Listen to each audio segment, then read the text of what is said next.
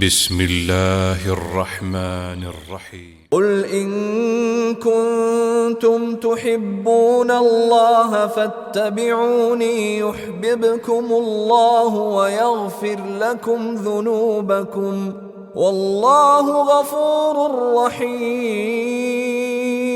ہمیشہ سنت پر عمل کرنے اور سنت کی دعوت دینے والوں ہی کو سخت آزمایا جاتا ہے، اور سنت کی دعوت اور سنت پر عمل ایک ایسا یہ عمل ہے کہ ساری دنیا ان کے مخالف ہو جاتی ہے. شرح السنة تأليف إمام أهل السنة والجماعة في عصره أبي محمد الحسن بن علي بن خلف البربهاري. الحمد لله الذي هدانا للإسلام ومن علينا به وأخرجنا في خير أمة. اعلموا أن الإسلام هو السنة والسنة هي الإسلام. أشهد أن محمد رسول الله.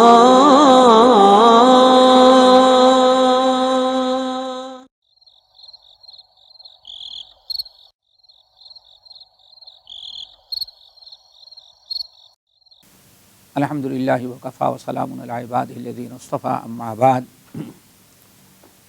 یہ بات چل رہی تھی کہ افضل هذه الامت والامم كلها بعد الانبیاء صلوات اللہ وسلامہ علیہم اجمعین.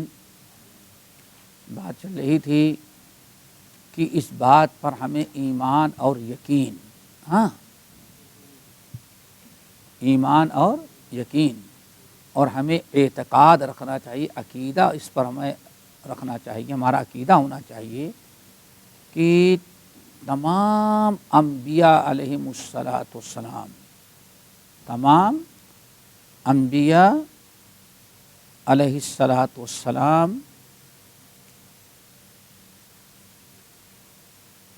اور جتنی امتیں گزری ہیں، سمجھ گئے نا، اور اس امت میں کائنات میں جتنے لوگ ہیں، انبیاء کے بعد سب سے اونچے درجے کے، سب سے افضل ترین لوگ جو ہیں وہ ابو بکر، عمر اور عثمان.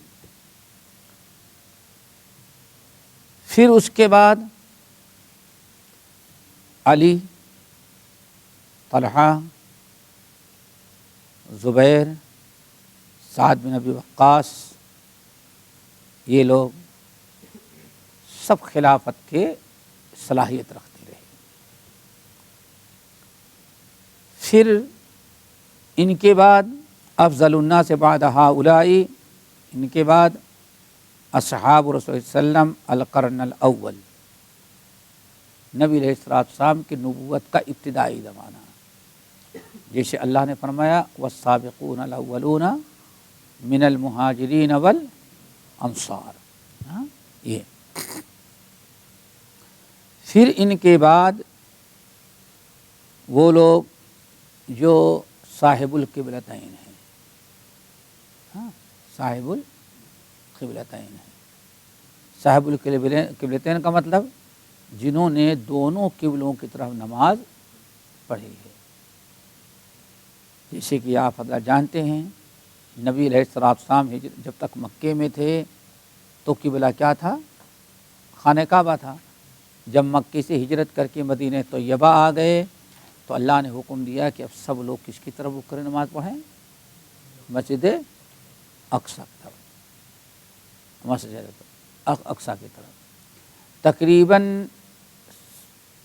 کچھ کم و بیش 17 مہینے، سمجھ گئے نا، 15 پورے اور باقی ہاف، سمجھ گئے نا. اس لیے بعض روایتوں میں 15 مہینے، بعض میں 17 مہینے.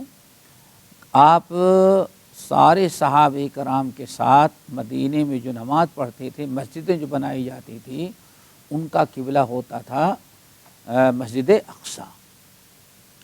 17 مہینے کے بعد پھر اللہ رب العالمین نے فَلَنُوَلِّيَنَّكَ قِبْلَةً تَرْضَاهَا فَوَلُّوا وُجُوهَكُمْ شَطْرَهُ، اس آیت کو نازل کر کے اللہ رب العالمین نے فوراً قبلے کو قیامت تک کے لیے تبدیل کر دیا اور فرمایا کہ یہ مسجد حرم ہے۔ اب دنیا کا جو انسان بھی مسلمان ہوگا، کلمہ پڑھے گا، یہاں تک کہ مسجد اقصیٰ کے اندر بھی ہے تو اس کو بھی کدھر رک کر کے نماز پڑھنا پڑے گا؟ مسجد حرم۔ تو قبلہ مسجد اقصیٰ کی طرف حکم ہونے کے بعد سے تحویل حرم کی مسجد اقصیٰ کی طرف اور تحویل قبلہ کے بعد پھر مسجد حرم کی طرف، تو جن لوگوں کو دونوں قبلے کی طرف رک کر کے نماز پڑھنے کا موقع ملا ہے ان کو کہا جاتا ہے صاحب القبلتین۔ اسی لیے صحابہ کرام کی سمانح جب لکھی جاتی ہے تو اس میں ایک یہ بھی خصوصیت لکھی جاتی ہے کہ صاحب القبلتین تھے۔ پھر ثم افضل الناس بعد هؤلاء من صحب رسول اللہ صلی اللہ علیہ وسلم یوما او شہرا او سنتا او اقل من ذلك اور اکثر۔ پھر ان تمام لوگوں کے بعد ان کا مقام و مرتبہ ہے ان صحابہ کا جنہوں نے اللہ کے رسول کو ایک دن دیکھا، 2 دن دیکھا، 1 مہینہ، 2 مہینہ، 3 مہینہ، 6 مہینہ، جنہوں نے اللہ کے رسول کو دیکھ لیا۔ قیامت تک آنے والے مسلمانوں سے کیا ہوں گے؟ وہ افضل ہوں گے، کیونکہ نبی کی صحبت گرچہ تھوڑی نصیب لیکن ہے نصیب والے ہو گئی بات۔ نترحم علیہم، ہمیشہ ہم ان کے اوپر اللہ تعالیٰ کی رحمت کی دعائیں کریں گے۔ رضی اللہ عنہ، آئی بات سمجھ میں؟ یہ بڑا اہم جملہ ہے، اس پر عقیدہ رکھنا ہے۔ اہل سنت والجماعت کا عقیدہ کیا ہے؟ صحابہ کے بارے میں یہ عقیدہ رکھا جائے۔ دیکھو ایسا نہیں کہ ہاں بس جنت پر ایمان رکھ آمنت باللہ و ملائکتہ و کتبہ و رسلہ والقدر خیرہ و شرہ والبعث بعد الموت، ان تمام چیزوں پر ایمان اور یقین رکھنے کے ساتھ ساتھ یہ بھی عقیدہ رکھنا ہے، جو اللہ کے رسول پر ایمان رکھنا ہے اور اللہ کے رسول ہی نے ان تمام چیزوں کی تاکید کی ہے، تو ان کا انکار خطرے میں ہے۔ یہیں سے ایک چیز اور رکھیں، ہمارے ہاں جو بہت سارے ارے بھائی ہمارا اور ان کا اختلاف ہے تو کوئی بڑی چیز تھوڑی ہے، وہ بھی اللہ کو مانتے ہیں، ہم بھی اللہ کو مانتے ہیں، ہم بھی نماز پڑھتے ہیں، وہ بھی نماز پڑھتے ہیں، سمجھ گئے نا؟ یہ کہہ کر ان تمام چیزوں کو نظر انداز کر دیتے۔ اسی لیے سلف کو عقائد پر کتاب لکھنے کی ضرورت پڑی۔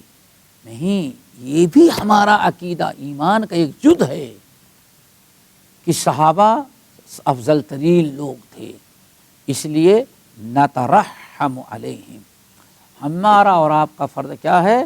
صحابہ سے محبت کرنا اور ہمیشہ ان کے حق میں دعائے خیر کرنا۔ رضی اللہ عنہم رحمہم اللہ، سمجھ گئے نا؟ آپ ادھر کیا ہوا؟ لعنت کبھی نہ بھیجی جائے۔ یہ بات سمجھ؟ صحابہ کو برا نہ کیا جائے۔ اللہ اکبر، یاد رکھو یہ عقیدہ ہونا چاہیے کہ اس میں سب کے سب جو ہیں ہم سے فضیلت والے، امت کے ساری امتوں کے سے سب سے افضل کون ہیں؟ اصحاب رسول صلی اللہ علیہ وسلم۔ نترحم علیہم، اس لیے ہمارا اور آپ کا کام کیا؟ ان پر ہمیشہ اللہ تعالیٰ کی رحمتوں کی دعائیں کیا کریں۔ وَنَذْكُرُ فَضْلَهُمْ، اور ہمیشہ ہم ان کے فضائل کا تذکرہ کریں۔ ہر جملہ عقیدے سے متعلق ہے۔ پہلا جملہ کیا تھا؟ فضیلت تو سمجھ گئے، فضیلت کا عقیدہ رکھیں، پھر نترحم علیہم، ہمیشہ ان پر ہم کیا کریں؟ رحمت کی دعائیں کریں، ٹھیک ہے نا؟ وَنَذْكُرُ فَضْلَهُمْ، اور ہمیشہ ہم ان کے فضائل کا تذکرہ کریں، ان کے مناقب بتائیں۔ اللہ، آپ ذرا غور کریں، جب بھی ہمارے محدثین نے حدیث کی کتابیں لکھی تو ایک باب کتاب المناقب، باب فضائل الصحابہ بھی ہے۔ کس لیے بھائی؟ صحابہ نے روزے نماز حج زکوٰۃ کی جیسی احادیثیں جمع کی تحقیق کی، ویسے کیا کیا؟ اصحاب رسول کی حدیثیں بھی جمع کی۔ ہمیشہ جتنی بھی کتابیں محدثین نے لکھی، ہر ایک میں دیکھیں گے صحابہ کا تذکرہ ہوتا ہے۔ یہاں تک کہ تعجب کریں گے آپ لوگ، حدیث کی کتابوں میں ایک کتاب ہے کتاب الاحکام، جیسے بلوغ المرام، حدیث کی کتاب لیکن کتاب الاحکام، المنتقی کتاب الاحکام، ایسے بہت ساری کتابیں، عمدۃ الاحکام۔ تو یہ احکام کی جو کتابیں ہیں ان میں سے بھی بعض نے صحابہ کے مناقب کو بڑا خیال رکھا۔ مشکات المصابیح دیکھیں، مشکات المصابیح، بہت بڑا حصہ اس میں کیا ہے؟ کتاب المناقب، باب و فضائل الصحابہ، ابو بکر عمر سب کا، اور بلکہ صاحب مشکات نے تو غضب کر دیا ہے، ہاں، مطلق صحابہ کا بیان، پھر ابو بکر کا بیان، پھر عمر کا، پھر ایسی حدیثیں جس میں ابو بکر عمر دونوں کو ایک ساتھ فضیلت بیان کی۔ اللہ خدا غور کرو، سمجھ گئے نا؟ جس میں ابو بکر عمر دونوں کو ایک ساتھ، پھر عثمان کی، پھر علی کی، الگ الگ اکٹھا ساری فضیلتیں بیان کی۔ آج کہا جاتا ہے مسلمانوں کی قرآن کے بعد سب سے بڑی کتاب کیا ہے؟ صحیح بخاری، مسلمانوں کی، سمجھیے نا؟ ارے وہ یہ مسلمان ماتم کرنے والا مسلمان نہیں، ہاں، یہ ان کے ہاں سب سے بڑی کتاب کیا ہے؟ صحیح بخاری۔ امام بخاری نے باقاعدہ تفصیل کے ساتھ کتاب الانبیاء، باب کتاب المناقب، باب مناقب اصحاب، مناقب ابی بکر عمر، مناقب عمر عثمان، ہر ایک مناقب ہیں۔ بعض ائمہ نے تو باقاعدہ صحابہ پر ہی الگ سے کتاب ہی لکھی ہے۔ امام احمد بن حنبل رحمۃ فضائل صحابہ، وہ فضائل صحابہ نہیں، سہارنپور والی، مشکل ہو جائے گی کہ اس میں تو بہت کچھ ہے۔ فضائل الصحابہ، امام احمد بن حنبل، امام نسائی نے فضائل اہل بیت، فضائل علی، بہت ساری۔ اس طرح سے کوئی کتاب ہماری صحیح بخاری، صحیح مسلم، ترمذی، سمجھ گئے نا؟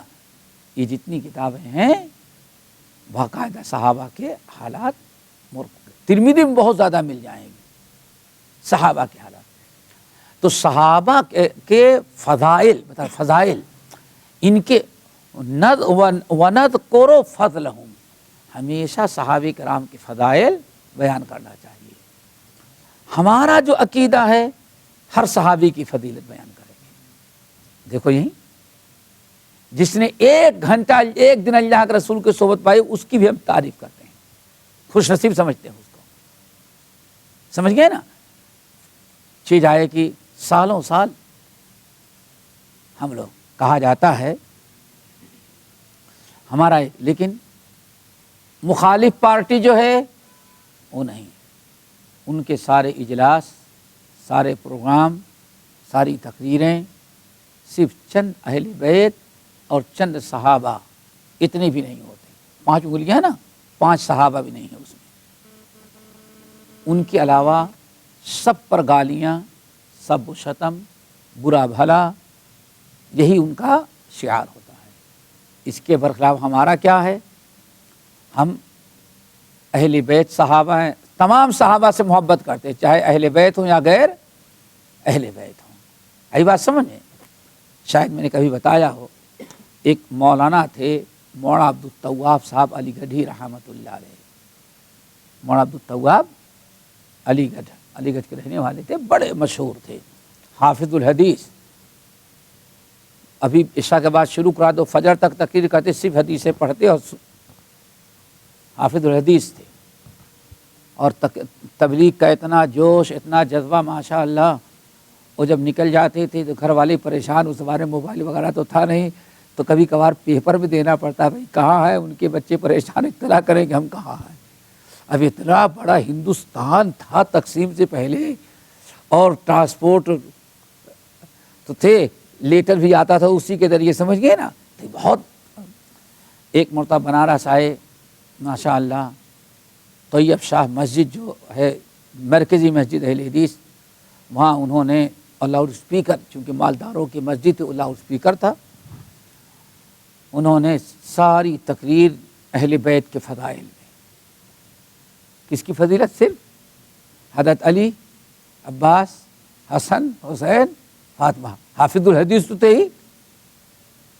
تھوڑی دیر میں روڈ بھر گیا، مسجد میں سارے شیعہ بنارس اکٹھا ہو گئے، ہمارا مولانا اس وہابیوں کی مسجد میں آ گیا، سمجھ گئے نا، وہابی بھی نیم چڑھا، سمجھ گئے نا، اہل حدیث چلے جا رہے ہیں، ساری مسجد فل ہو گئی، وہ مسجد بلڈنگوں کے بیچ میں ہے، کوٹھی والے گئے کوٹھیوں کے بیچ میں، اور لوٹ کیا رو رہے ہیں شیعہ۔ تقریر ختم ہوئی تو کہا کل ہمارے امام باڑے میں تقریر ہوگی، شیعوں نے ان کو کہاں بلایا؟ امام باڑے میں، حافظ الحدیث سے چلو بھائی، سارے لوگوں نے روکا، کیوں جائے، نہیں جائیں گے بھائی، وہاں گئے۔ اب شیعہ کو سنتا تو کم ہے، روتا زیادہ ہے، سنا تھا 24 گھنٹہ پہلے اور رو رہا ہے 24 گھنٹے کے بعد۔ اب وہاں شروع کیا تو تھوڑا سا فضائل اہل بیت چھوڑ کر کے اب ابو بکر عمر کی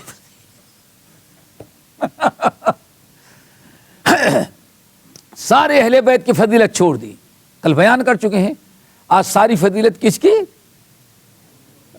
سارے سنی دوڑ پڑے کہ یہ کیا بنا، یہ ہمارا امام باڑے میں ہمارا آدمی کیسے پہنچ گیا تقریر کرنے کے لیے؟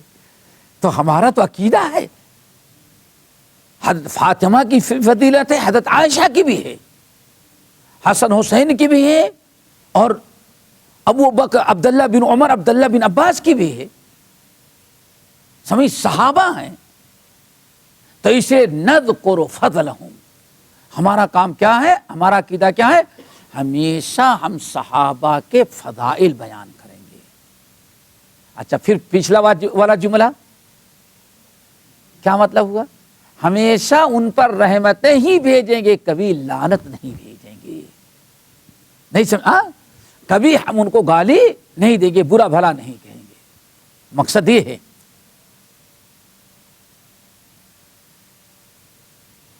وَنَذْكُرُ فَضْلَهُمْ، کیا مطلب؟ ہمیشہ ہم ان کے فضائل ہی کا تذکرہ کریں گے، ان کے کوتاہیوں اور غلطیوں کا تذکرہ نہیں کریں گے۔ وَنَكُفُّ عَنْ زَلَلِهِمْ، صحابہ تھے، نبی تو نہیں تھے، معصوم عن الخطا بھی نہیں تھے، زلل سمجھتے ہو نا، تو چھوٹی چھوٹی غلطیاں، کوتاہیاں، جو لغزش ہو گئی، تھوڑی تھوڑی ہم ان کی کسی غلطی اور کوتاہی کا تذکرہ کر کے لوگوں میں عام نہیں کریں گے۔ آئی بات سمجھ میں؟ یہ کس کی اپوزٹ ہے؟ فضائل کا تذکرہ کریں، مصالب کا تذکرہ نہ کریں۔ وَلَا نَذْكُرُ أَحَدًا مِّنْهُمْ بِسُوءٍ، اور ہم کسی بھی صحابہ کو برے انداز سے ذکر، کسی بھی صحابہ کا تذکرہ توہین اور برے انداز بھی نہیں کریں گے۔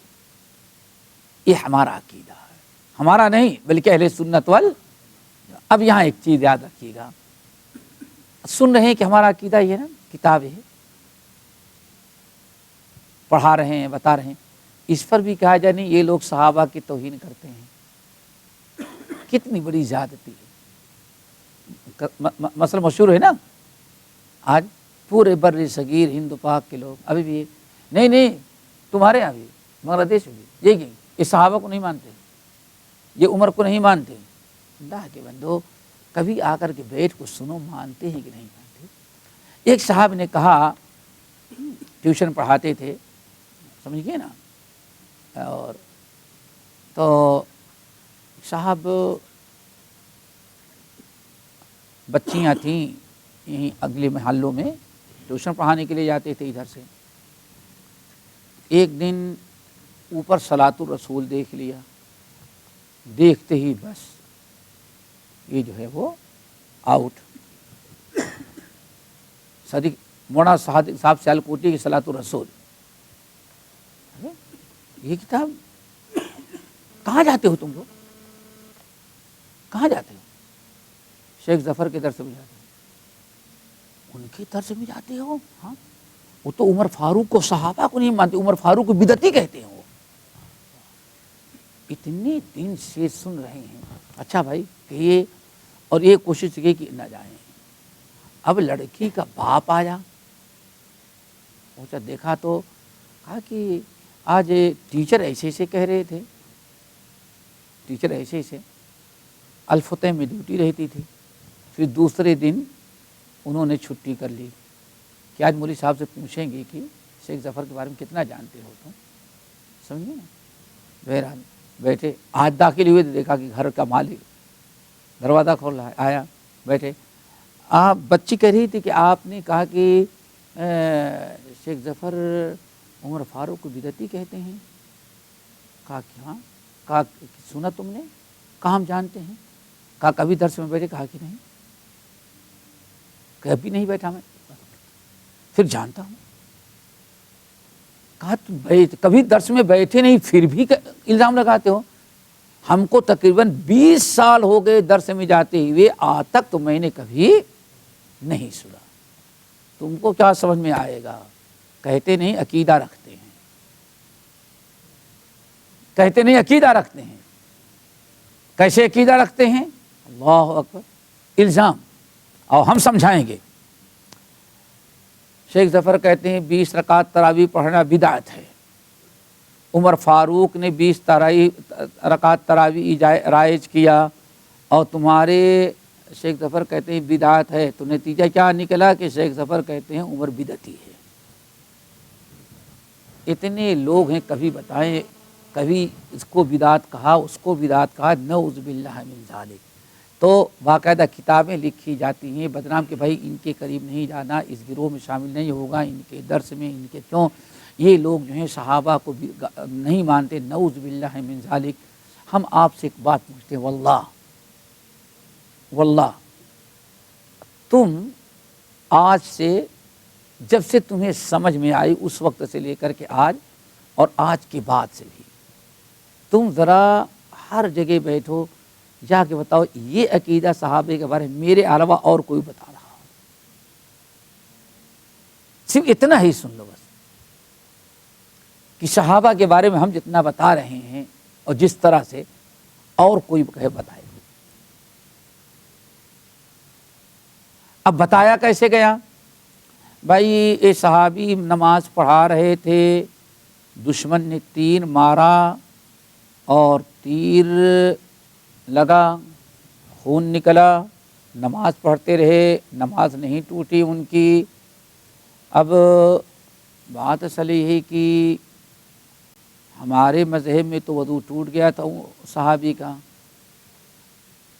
خون نکلنے سے وضو ٹوٹ گیا نا, اور وہاں وہ صحابی نماز پڑھتے رہے, وہ بھی تیر کا خون, کھجلی کا خون نہیں بلکہ کیا نکل رہا تھا, وہ تیر کا, وہ تو دھارے بہ رہے تھے. جب بھی انہوں نے بغیر وضو کیسے نماز پڑھ لی؟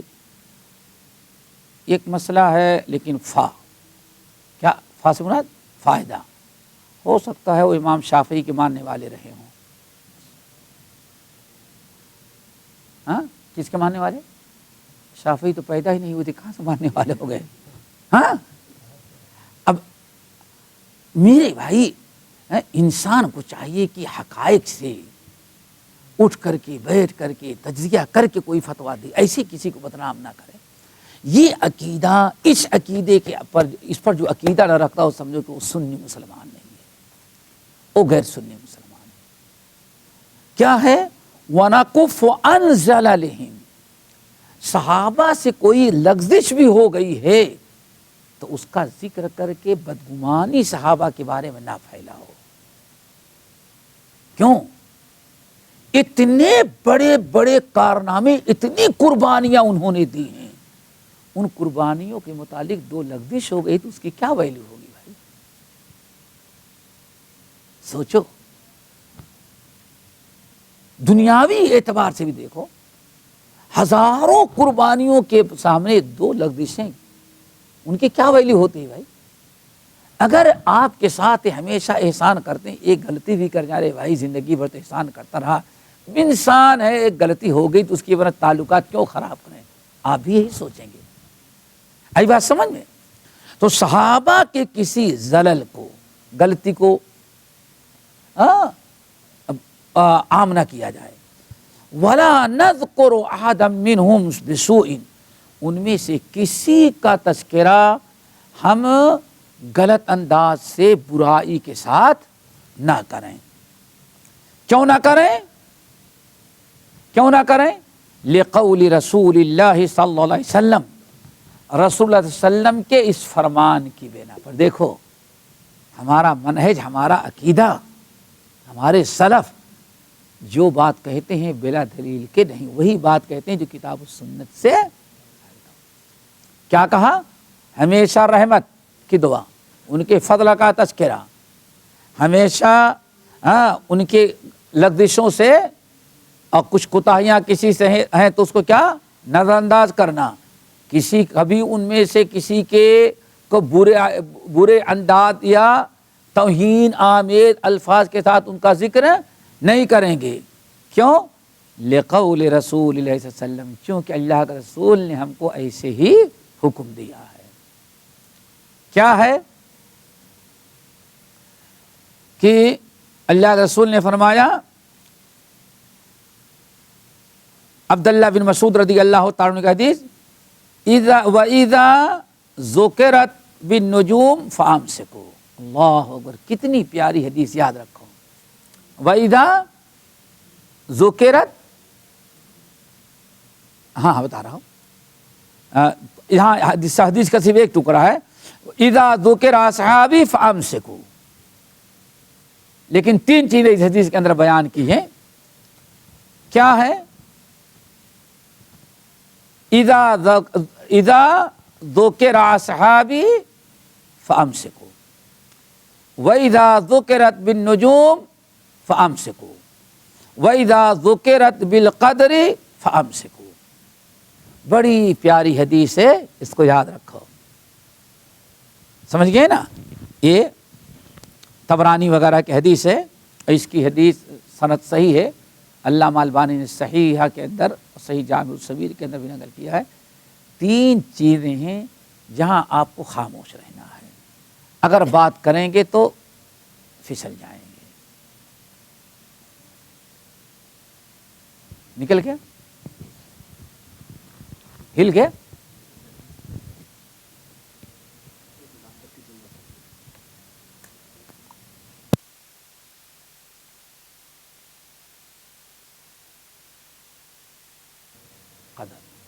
قدر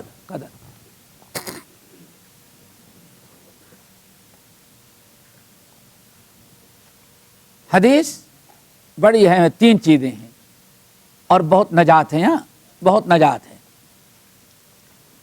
اذا ذکر اصحابی فامسکوا، جب میرے صحابہ کا تذکرہ ہو، جب تک تعریف ہو تو ٹھیک ہے، اگر کوئی صحابہ کی غلطیوں کا تذکرہ ہو تو وہاں رک جاؤ۔ نہیں سمجھے؟ کہیں بھی صحابہ کا تذکرہ کوئی کر رہا ہے، چل رہا ہے، تم بیان کر رہے ہو، کرو، لیکن جہاں ان کی کسی کوتاہی کا تذکرہ آ جائے تو اس پر تبصرہ کرنے کے بجائے زبان بند کر لو۔ نہیں سمجھے؟ اگر حضرت امیر معاویہ، حضرت عائشہ اور حضرت علی رضی اللہ تعالیٰ عنہ کو لے لو، جنگ صفین، کیا جنگ جمل، جنگ جمل ہوئی نا؟ اب بھائی حادثہ ہوا، اب وہیں رک جاؤ، اب تم یہ فیصلہ نہ کرو کہ اس میں کون حق پر تھا اور کون باطل۔ یہی مسئلہ آ کے پھنسا ہے۔ یہیں گاڑی اٹکی ہے۔ حضرت علی بھی صحابی ہیں، امیر معاویہ بھی صحابی ہیں۔ حضرت علی رضی اللہ تعالیٰ عنہ رسول اللہ صلی اللہ علیہ وسلم کے چچا داد بھائی ہیں اور داماد ہیں، دو رشتہ ہوا نا۔ امیر معاویہ کیا ہیں بیٹے؟ نبی علیہ السلام کے سالے ہیں اور کاتب وحی ہیں، ہے نا؟ تو ایسا نہیں کوئی اجنبی ہو کوئی جانتا ہو نا۔ حضرت علی رضی اللہ تعالیٰ عنہ آپ کے چچا داد بھائی اور داماد، حضرت امیر معاویہ نبی علیہ السلام کے سالے، پھر جانتے ہیں کہ سالے کے کیا مقام ہوتا ہے۔ بیٹھے ہوئے ہیں، بھائی کو گالی دیس برداشت کر لیں گے لیکن سالے کو برداشت نہیں کریں گے۔ سوچو ذرا سا، اللہ کے رسول کے ام المومنین حضرت ام حبیبہ کے سگے بھائی امیر معاویہ، اور کارناموں کے طور کاتب وہی ہیں۔ اب ان دونوں کی جنگ صفین ہو گئی۔ اب تاریخ پڑھ رہے ہو پڑھ لو، بیان کر رہے ہیں، سبجیکٹ ہے آپ اس کو بتا دیں، لیکن اب کیا کرو، بتا کر کے رک جاؤ۔ اب اس سے آگے دونوں میں کون حق پر تھا کون باطل، پھر وہیں سے بات اب بگڑ جائے گی۔ جیسے ایک صاحب نے کتاب لکھنی شروع کی، خلافت اور ملوکیت، جانتے ہیں آپ لوگ، لکھنا شروع کیا، پھر فیصلہ بھی آخر کار کہنا پڑا کہ عثمان اقربا پرست تھے۔ اللہ اکبر، سارا معاملہ کہاں سے؟ اقربا پرستی سے۔ ابھی چند میرا خیال سال بھر پہلے یہاں سنا ہوگا، سخت کارروائی حکومت اس کے ساتھ کی۔ ایک شخص نے کیا کہا تھا، بھائی شیعہ سنی کا کوئی جھگڑا نہیں، سارا فساد معاویہ کی وجہ سے۔ اللہ اکبر، بہت سارے لوگوں نے سنا ہوگا، ریڈیو پر آیا تھا، بیان دیا، ٹی وی بیان دیا تھا، وہ تو بعد میں چاروں طرف سے لوگوں نے اس کو گھیرا۔ کتنی بڑی جرات! یہ کب ہوتا ہے؟ جب کیا کرنے لگے ہم؟ فیصلہ۔ اگلی بات سمجھ میں؟ وَإِذَا ذُكِرَ أَصْحَابِي فَأَمْسِكُوا، صحابہ کی تعریف کرو، اگر ان کے کہیں کچھ خامیاں تم کو نظر آئی یا کوئی ان کا معاملہ تمہارے سامنے آیا جو آپس میں اجتہادی پر یا بدگمانی کی بنا پر یا غلط فہمی کی بنا پر یا پارٹیوں میں شیاطین جو گھسے ہوئے تھے ان کی وجہ سے اگر کچھ ایسی جنگیں ہو گئی یا کچھ ایسی باتیں سامنے آ گئیں تو اب وہ تو گزر گئے، دونوں پارٹیاں، دونوں میں سے کوئی تمہارے سامنے نہیں ہے، تم کیا کرو؟ بالکل خاموش۔ ذرا سوچو، اب عبداللہ بن عمر نے کیا کیا؟ یہی کیا۔ عبداللہ بن عباس نے کیا کیا؟ یہی کیا۔ حسن حسین نے وہی کیا۔ کیا؟ جہاں ان کی لغزشوں کا معاملہ آیا اور جہاں کوئی ان کے درمیان فیصلہ جج بنا تو جج بنتے بنتے کچھ اور ہی بن گیا وہ۔ اسی لیے آپ سے ججمنٹ نہیں طلب کیا کہ بھائی دونوں کے بارے میں کیا خیال ہے، آپ کیوں ججمنٹ تیار کر رہے ہیں کہ ہاں یہ صحیح تھے یہ غلط تھے، انہوں نے ایسا کیا انہوں نے ایسا کیا؟ آپ کو کیا اختیار ہے؟ آپ سے نہیں پوچھا جائے گا۔ اللہ نے فرمایا تلک امۃ قد خلت لہا ما کسبت ولکم ما کسبتم، یہ لوگ تو گزر گئے، تم سے تمہارے اپنے عمل کے بارے میں پوچھا جائے گا، ان کے عمل کے بارے میں تم سے نہیں پوچھا جائے گا انہوں نے کیوں ایسا کیا۔ آئی بات سمجھ میں؟ یہ اللہ رسول کا فرمان کیا؟ وَإِذَا ذُكِرَ أَصْحَابِي فَأَمْسِكُوا، جہاں ہمارے صحابہ کا کوئی غلط تذکرہ ہونے لگے بالکل خاموش ہو جاؤ، اب زیادہ اس میں گھسنے کی کوشش نہ کرو۔ جیسے میں نے دو ایک مثالیں دی، سمجھ گئے نا؟ ایسے بہت ساری چیزیں، آدمی کیسے برباد ہوا، حدیثوں کو کیسے انکار کیا، صحابہ کے کسی بھی معاملے کو اس نے لے کر کے خریدنا شروع کیا۔ ایک چھوٹی سی مثال میں، چھوٹی سی مثال، حضرت عائشہ رضی اللہ تعالیٰ عنہ کے پاس کچھ لوگ آئے، امی جان اللہ کے رسول کیسے غسل کرتے تھے کر کے دکھائیں۔ حضرت عائشہ رضی اللہ تعالیٰ نے کپڑا پہن لیا، کپڑا تو پہنی تھی، ایک ایسے چارپائی رکھ دی اور ادھر جو ہے وہ بیٹھ کر کے نہائیں، اوپر سے کپڑا ڈالیں، نہا لیں، وضو کیا، اور اس میں اکثر ان کے محارم تھے، بھتیجے اور بھانجے، بھتیجے اور بھانجے. بخاری کی حدیث ہے، اللہ کے رسول ایسے ہی غسل کرتے تھے. بات ہو گئی نا. اب سیدھی سادی بات ہے، بھانجے ہیں، کپڑے کے اوپر سے نہائی ہیں، سمجھ گئے نا. بھتیجا ہے، دوسری طرف بھانجا ہے، اور تعلیم دینا تھا. کیا؟ اللہ کے رسول کیسے نہانے تھے وہ دکھانا تھا. ایسا نہیں کہ ہاں کپڑا اتار کر، نعوذ باللہ من ذالک. اب بخاری کی حدیث کا بھائی یہ کیسے ہو سکتا ہے؟ ایک عام عورت کسی مرد کے سامنے غسل نہیں کرتی تو حضرت عائشہ کہیں اتنا بے حیا ہو سکتے ہیں کہ اجنبی مردوں کے سامنے غسل کریں؟ دیکھا شیطان کہاں سے کہاں لے گیا، شیطان نے اس کو شیطان بنایا. اس لیے بخاری کی حدیثوں پر کوئی اعتبار نہیں. اور دوسرے پا گئے ان سے آریہ سماج اور تو دیکھو ان کی ماں کتنی بے حیا تھی. اللہ اکبر. یہ سارے معاملات کب آئے؟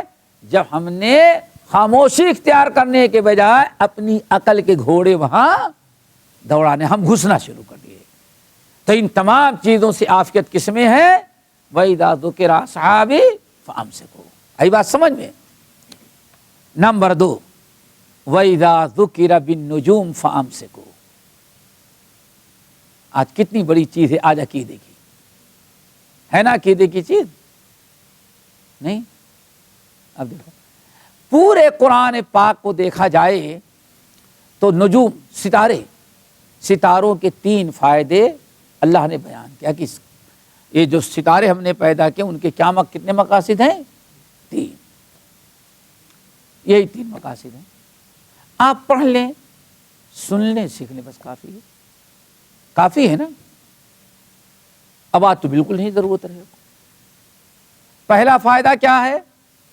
زینا السماء الدنیا بزینۃ الکواکب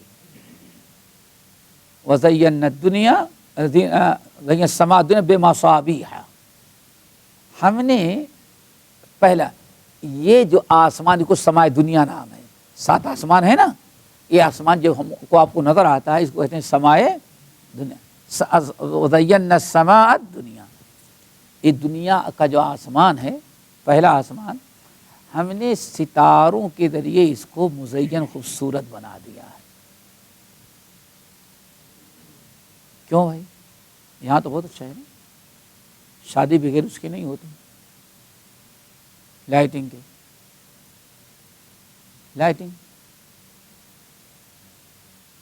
یہ اسراف اور فضول خرچی. اللہ رب العالمین لائٹوں کے ذریعے کس کو سجایا ہے؟ آسمان کو بمصابیح. اور کتنا سجا دیا ہے آپ لوگوں کو نہیں سمجھ میں آتا ہوگا، بڑے لوگ ہیں ماشاءاللہ، لیکن دیہات میں جہاں چاروں طرف سے اندھیری رات ہو، آپ کہیں باہر لیٹیں پھر ذرا دیکھیں کہ کتنا خوشنما منظر ہوتا ہے آسمان کا. ہاں، طرح طرح کے چھوٹے بڑے ستارے پر ستارے. ہاں، ایک مرتبہ یہیں خلیج میں سفر کر رہا تھا تو ڈرائیور نے گاڑی روک دی، پہاڑی علاقوں میں روک دیا رات کا وقت. کیوں؟ ستاروں کو دیکھنا ہے، کتنے اچھے لگ رہا ہے، یہ آسمان کی زینت ہے. دیکھیں نا، بس خاموش ہو جاؤ. نمبر 2 وَبِالنَّجْمِ هُمْ يَهْتَدُونَ. راستہ متعین کرنے کے لیے ستاروں سے آدمی اپنا راستہ معلوم کر لیتا ہے. سمجھ گئے نا؟ راستے نہیں، بہت ساری چیزیں اپنی معلوم کر لیتا ہے. آپ حضرات جانتے ہیں آج سے اب تو بہت سارے آلات ہو گئے، ورنہ ان آلات کے ایجاد ہونے کے پہلے آدمی اپنا راستہ کیسے معلوم کرتا تھا؟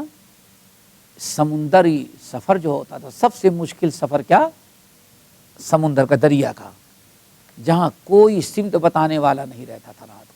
رات کی تاریکی میں کشتیاں چلتی تھیں، لیکن کشتی چلانے والا ماہر ہوتا تھا ستاروں کے دیکھنے کے. انہی ستاروں کے ذریعے سمندر کے اندر پورا راستہ دنیا کا طے کر لیتا تھا. واسکو ڈی گاما کہاں سے نکلا ہوا تھا؟ پرتگال سے نکلا تھا نا. ہاں پرتگال سے نکلا ہے نا. تمہارے واسکو تک کیسے پہنچا؟ واسکو اسی کے نام پر ہے.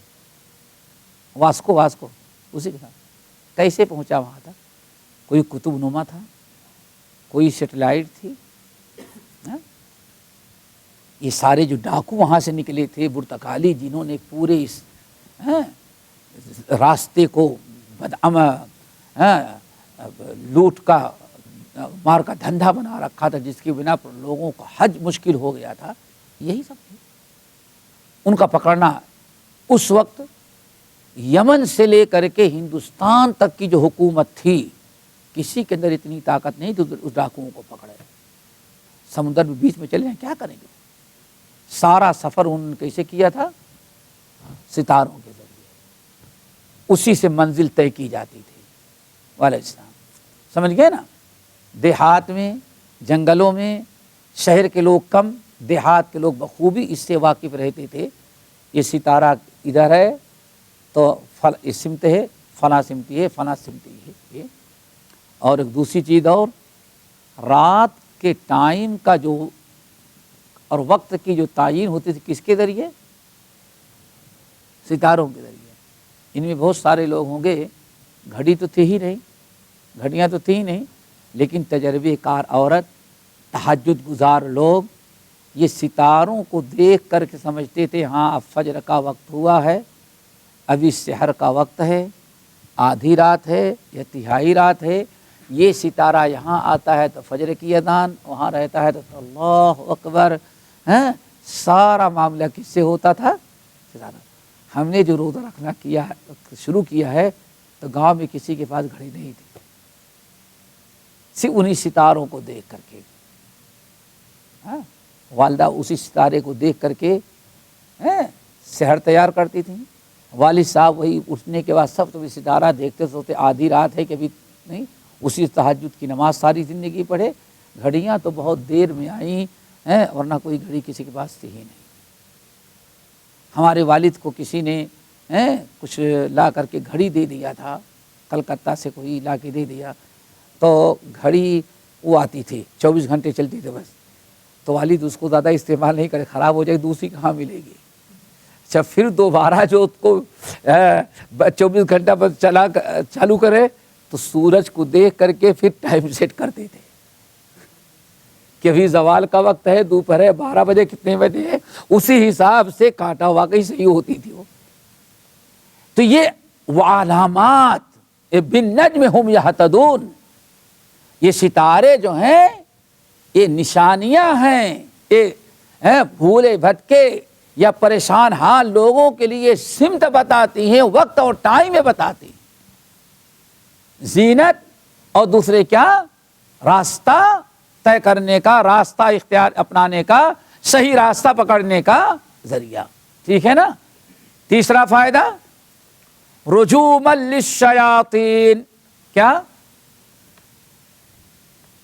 رجوما للشیاطین، شیطان کے پٹائی کے لیے، مارنے کے لیے، شیطان مارنے کے لیے. جب شیطان اوپر جاتا ہے اور وہاں پہنچ کر کے کچھ فرشتے کیا بات کہیں سننا چاہتا ہے تو فرشتوں کو اللہ تعالیٰ نے حکم دیا مارو. وہی ستارہ کھینچ کر کے مارتے ہیں اور ستارہ فَأَتْبَعَهُ شِهَابٌ ثَاقِبٌ، چمکتا ہوا ستارہ ان کا پیچھا پا کر ان کو جلا ہی دیتا ہے. آئی بات سمجھ میں؟ 3 فائدے ہو گئے. اب یہی فائدے اللہ نے بیان کیا اور اللہ کے رسول نے حدیث کے اندر، یہی قرآن نے. اب ہم خریدنے لگے کاروبار اس مہینے میں شروع کریں گے، وہ ستارہ رہے گا تو یہ. اب پتہ چلا ساری خدائی عرش والے کی ٹرانسفر ہو کر کے فلسفی اور ہمارے یہاں کے پیر فقیر نجومی بدبخت جو ہیں، معلوم پڑتا ساری خدائی کہاں آ چکی ہے؟ ستاروں میں. یہ بازو میں بڑا مشہور ہوٹل ہے ایک، یہ جب بنا تو 3 مہینے افتتاح نہیں ہوا اس کا. کیوں؟ کراچی میں حضرت ہیں، وہ کہتے ہیں ابھی ستارہ انسیٹ ہے. یہ دیکھو وہ بدبخت مٹی کا پتلا ستاروں کو سیٹ کر رہا ہے. دیکھتے نہیں کتنا بڑا دجال مشرک کافر وہ انسان ہے. وہ ستارہ اس کا سیٹ کرے گا، ستارے پر اس کی حکومت. یہ فلسفیوں نے، پھر اس کے بعد پیروں فقیروں نے، نجومیوں نے اب گھس گھس کر کے ستاروں کے اتنے فضیلت بیان کیے کہ مشرک ہوئے، سب کو مشرک بنا دیا. آج ذرا سوچو، سیدھی سی بات ہے. استخارہ بھی آج نکالتا ہے، پیر 20,000 لیتا ہے تو ستارہ 3 مہینے کے بعد کہتا ہے کہ ہاں اب تمہارا ستارہ سیٹ ہوا ہے. ارے تمہاری زندگی سے ستاروں کے کیا تعلق؟ کس نے کہا؟ اللہ نے بیان کیا، رسول نے بتایا. ابلیس تمہارا استاد ہے، وہی تمہارا چیلا ہے، انہی دونوں نے مل کر ہی شرک عقیدہ گڑھا. اس حدیث کو چھوڑ دینے کی بنا پر کہاں سے کہاں تک امت پہنچ گئی. وَإِذَا ذُكِرَتِ النُّجُومُ فَأَمْسِكُوا. اور جب ستاروں کا تذکرہ آئے تو وہیں تک جہاں تک اللہ نے بیان کیا. اب اس کے آگے اگر گھسو گے تو تم شرک میں مبتلا ہو جاؤ گے. اور یہی ہوا. اور پتہ نہیں ستاروں کے کتنے کتنے فوائد سنتے ہوں گے. پیپر نکلتا ہے، میں نے سنا ہے، تو باقاعدہ پیپر کے اندر آتا ہے آپ کا ہفتہ رفتہ کیسے ہوگا. کیا مطلب؟ ہفتہ رفتہ، ہاں یعنی آنے والا ہفتہ آپ کا کیسے چلے گا. وہ کون بتائے گا؟ وہ ستارے بتائیں گے. اور وہ نجومی جو پیپر نیوز پیپر والا وہ بتائے گا. میرے بھائیو، کیوں ستاروں سے انسان کی زندگی جوڑ دے رہے ہو؟ اللہ کے رسول نے فرمایا وَإِذَا ذُكِرَتِ النُّجُومُ فَأَمْسِكُوا. جب ستاروں کا تذکرہ آئے، فضول قسم کے بیکار قسم کی چیزوں کا، تو خاموش رہو. آگے اس کو زیادہ کوریدنے گھسنے کی کوشش نہیں. آگے بات سمجھ میں. تیسری چیز وَإِذَا ذُكِرَتِ الْقَدْرُ. اور جب تقدیر کا بیان چلے تو تقدیر پر ایمان رکھو. آئی بات سمجھ میں. سیدھا سادہ مسئلہ بھائی اللہ نے بیان کیا، رسول نے بیان کیا، تقدیر کا یہ مسئلہ ہے. اب اس میں عقلی گھوڑے اگر لگانے لگو گے تو یہ ایسا مسئلہ ہے کہ تمہارا کیوں کبھی بند ہونے والا نہیں ہے. چلے جاؤ گے، پھر آخر میں یہی ہوگا ہم کچھ مانتے ہی نہیں. جیسے ایک صاحب نے کہا خارجی یہ کہتا ہے، معتزلی یہ کہتا ہے، ہم تو تقدیر کو مانتے ہی نہیں. چلو بس سب سے آسان راستہ کیا؟ انکار کا. یہاں تک نوبت کس کی پہنچتی ہے؟ جو باقاعدہ اس کے اندر گھستا ہے، جو اس کے اندر کوریدتا ہے. زیادہ گھسنے کی کوشش کرو گے اور کوریدنے لگو گے تو نتیجہ یہی آئے گا. اس لیے تقدیر پر زیادہ بحث نہ کرو، تقدیر پر ایمان رکھو، اللہ اس کے رسول کا فیصلہ سمجھو، اپنے تقدیر پر راضی رہو. اور اس میں الجھنے اور اس کو بہت زیادہ اس کو گھس کر کے کوریدنے کی کوشش کرو گے تو ضلالت و گمراہی میں ہو جاؤ گے. یہ کس کی دلیل ہے؟ صحابہ کا ہمیشہ تذکر حدیث لقول النبی صلی اللہ علیہ وسلم ہے نا. کس کی چیز کی دلیل ہے؟ کہ صحابہ کو کبھی غلط انداز سے نہیں، ہمیشہ ان کے فضائل کا تذکرہ کرنا، ان کی خوبیاں بیان کرنا اور ان کے لغزشوں سے خاموش رہنا، اور کبھی بھی ان کا برے انداز سے غلط الفاظ میں تذکرہ نہیں کرنا. ہو گئی بات. اب آگے ذرا دیکھیں. قال سفیان ابن عیینہ. یہ کون ہے؟ سفیان بن عیینہ؟ نہیں، امام شافعی کے استاد. یہی ہیں امام عیینہ جن کے بارے میں کہتے تھے لولا سفیان ابن عیینہ لذهب بالحدیث من الحجاز. سفیان ابن عیینہ اگر نہ ہوتے وقت پر تو حجاز سے علم حدیث اٹھ چکا تھا.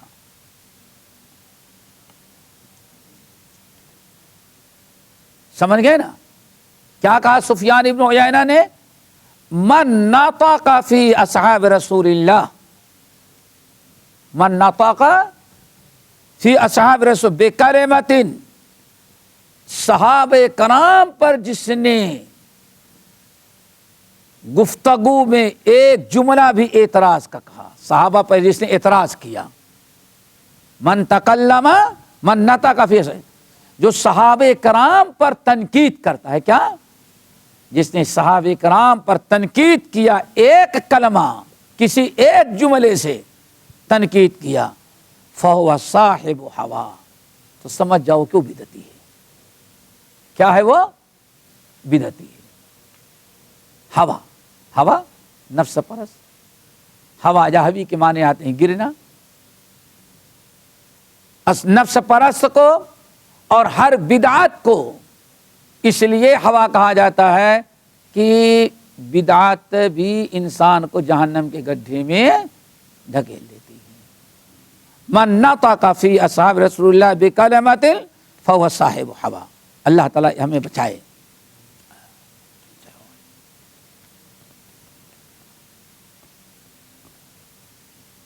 اب یہاں سے اہل سن ہوگی بات ختم، چلو تو انشاءاللہ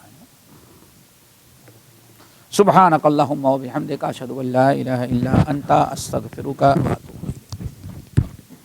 أشهد أن محمد رسول الله